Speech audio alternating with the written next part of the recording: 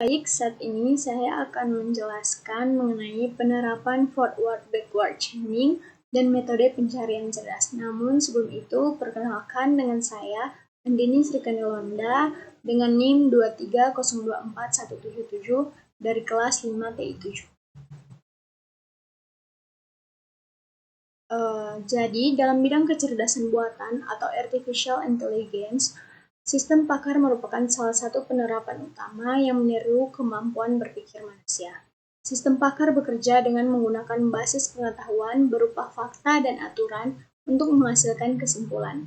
Dua metode inferensi utama yang digunakan dalam sistem pakar adalah forward chaining dan backward chaining. Selain itu, dalam proses pencarian solusi, sistem cerdas sering menerapkan metode pencarian seperti depth first search atau DFS, breadth first search atau BFS, dan best first search yang membantu menemukan hasil secara efisien. Kombinasi dari metode inferensi dan pencarian ini menjadi dasar penting dalam pembangunan sistem pengambilan keputusan otomatis. Konsep dasar forward chaining. Forward chaining disebut juga sebagai penalaran maju atau data-driven reasoning. Prosesnya dimulai dengan fakta-fakta awal yang sudah diketahui, kemudian sistem mencari aturan yang kondisi awalnya sesuai dengan fakta tersebut. Jika aturan tersebut terpenuhi, maka kesimpulan pada aturan itu akan ditambahkan sebagai fakta baru. Proses ini terus terulang hingga diperoleh kesimpulan akhir. Metode ini banyak digunakan dalam aplikasi seperti sistem diagnosis penyakit, sistem rekomendasi, dan pengambilan keputusan berbasis gejala. Kemudian lanjut pada contoh kasus forward chaining, yang dimana sebuah sistem diagnosis memiliki aturan sebagai berikut. Rule 1, jika pasien mengalami sakit tenggorokan dan dicurigai infeksi bakteri, maka pasien menderita radang tenggorokan. Rule 2, jika suhu tubuh pasien lebih dari 100, maka pasien mengalami demam. Rule 3, jika pasien telah sakit lebih dari 1 bulan dan mengalami demam, maka dicurigai infeksi bakteri.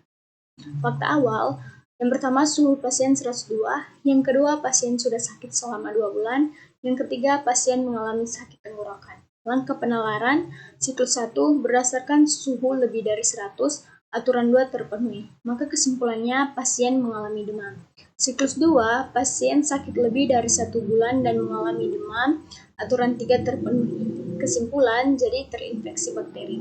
Dan siklus 3, pasien mengalami sakit tenggorokan dan infeksi bakteri, aturan 1 terpenuhi, kesimpulan pasien menderita radang tenggorokan. Hasil akhirnya, sistem berhasil menentukan diagnosis dengan menalar maju dari data ke kesimpulan. Kelebihan dan kekurangan forward chaining. Di sini kelebihan yang pertama, bekerja baik ketika permasalahan dimulai dari pengumpulan data atau gejala yang tersedia. Yang kedua, cocok digunakan dalam sistem yang memerlukan pemantauan berkelanjutan seperti sistem kontrol atau sistem perencanaan. Yang ketiga, proses inferensi bersifat sistematis dan dapat memperluas pengetahuan dengan menambahkan fakta baru. Kemudian untuk kekurangannya, yang pertama, sulit membedakan tingkat kepentingan antar bukti atau fakta. Yang kedua, proses penalaran bisa panjang jika jumlah aturan sangat banyak. Dan yang ketiga, kadang menghasilkan pertanyaan atau langkah yang tidak relevan dengan tujuan akhir. Kemudian di sini ada konsep dasar backward chaining. Backward chaining disebut juga penalaran mundur atau goal-driven reasoning. Berbeda dengan forward chaining, proses ini dimulai dari tujuan atau hipotesis yang ingin dibuktikan. Sistem kemudian menelusuri aturan-aturan yang dapat mendukung tujuan tersebut dengan cara mencari apakah syarat-syarat pada aturan sudah terpenuhi oleh fakta yang ada. Jika belum, maka sistem membuat subtujuan baru untuk membuktikan syarat tersebut.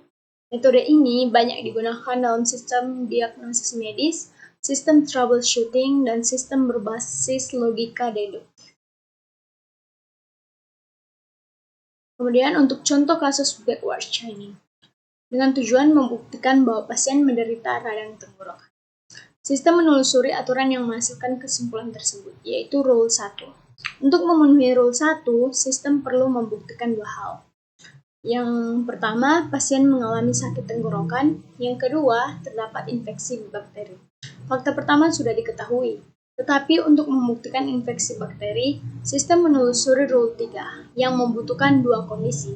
Yang pertama, pasien telah sakit lebih dari 1 bulan. Yang kedua, pasien mengalami demam. Untuk membuktikan pasien mengalami demam, sistem menggunakan rule 2 yang bergantung pada suhu tubuh. Fakta suhu pasien 102 sudah tersedia, sehingga semua kondisi terpenuhi dan tujuan utama berhasil dibuktikan. Kesimpulan, pasien menderita radang tenggorokan atau strep throat. Kemudian di sini ada perbandingan forward dan backward chaining. Dari segi aspek untuk arah penalaran, forward chaining itu lebih ke dari fakta menuju kesimpulan. Sedangkan backward chaining itu dari kesimpulan menuju fakta. Kemudian dari aspek dasar logika, forward chaining itu berdasarkan data yang tersedia. Kemudian kalau untuk backward chaining berdasarkan tujuan yang ingin dibuktikan. Kemudian forward chaining itu cocok untuk masalah yang dimulai dengan data atau gejala, sedangkan kalau backward chaining itu cocok untuk masalah yang memerlukan pembuktian hipotesis. Kemudian untuk contoh aplikasinya, forward chaining ini lebih ke sistem diagnosis berbasis gejala. Kalau backward chaining itu lebih ke aplikasi sistem pembuktian atau penalaran deduktif.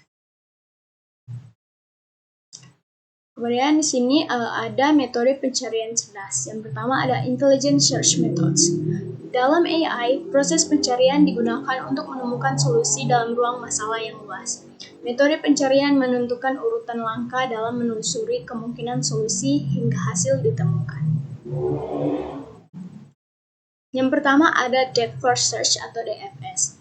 DFS menelusuri cabang pohon pencarian sampai ke simpul terdalam sebelum kembali ke simpul sebelumnya. Metode ini menggunakan prinsip LIFO atau last in first out, seperti tumpukan atau stack. Nah, kelebihannya yang pertama menggunakan memori lebih sedikit. Yang kedua, cocok untuk ruang pencarian besar dengan solusi di bagian dalam. Kekurangannya, yang pertama dapat terjebak dalam cabang panjang yang tidak menghasilkan solusi.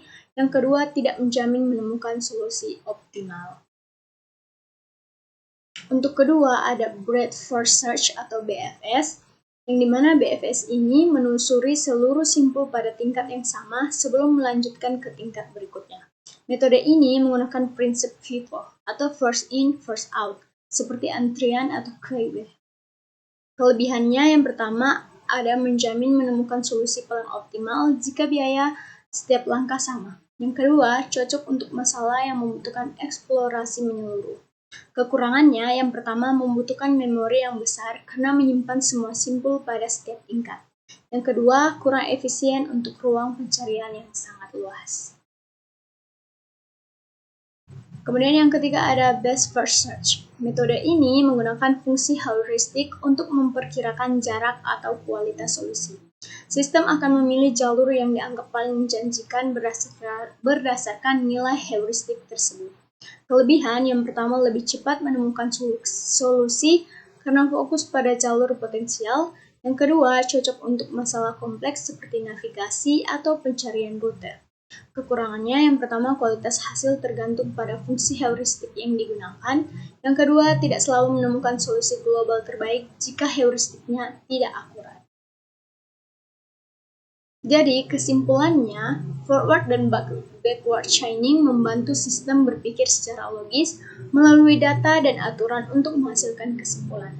Sementara itu, metode pencarian cerdas seperti DFS, BFS, dan best first search memungkinkan sistem menelusuri ruang solusi dengan cara yang efisien dan terarah. Penerapan kombinasi dari kedua pendekatan ini banyak digunakan dalam sistem pakar, sistem rekomendasi, serta sistem diagnosis berbasis AI. Sekian penjelasan saya mengenai forward dan backward chaining.